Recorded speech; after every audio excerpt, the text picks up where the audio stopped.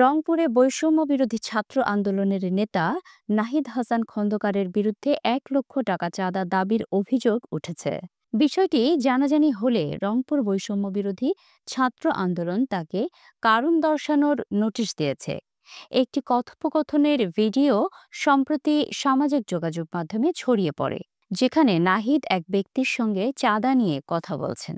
স্থানীয় সূত্রে জানা গেছে, কথোপকথনটি ১ সপ্তাহ আগের। রংপুরের হাজিরহাট এলাকায় ইকো পার্ক প্রকল্পের আড়ালে অবৈধভাবে বালু উত্তোলন করার পরিপ্রেক্ষিতে চাঁদা দাবি করা হয় বলে অভিযোগ উঠেছে। তবে নাহিদ হাসান খন্দকার চাঁদা দাবির অভিযোগ অস্বীকার করেছেন। তিনি দ্য ডেইলি স্টারকে বলেন, আমাকে হেয় করতে এটি পরিকল্পিত ষড়যন্ত্র।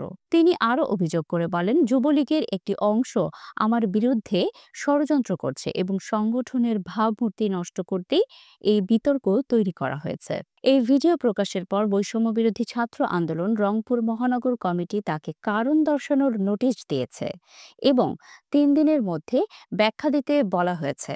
সংগঠনের পক্ষ থেকে জানানো হয়েছে, বিষয়টি খতিয়ে দেখা হচ্ছে এবং অভিযোগ সত্য প্রমাণিত হলে যথাযথ ব্যবস্থা নেওয়া হবে। রংপুরের পুলিশ সুপার আবু সাইন ডেইলি স্টারকে জানান, পুলিশ ঘটনাটি সম্পর্কে জেনেছে, তবে এখনো চাঁদা দাবির বিষয়টি কেউ লিখিত অভিযোগ করেননি।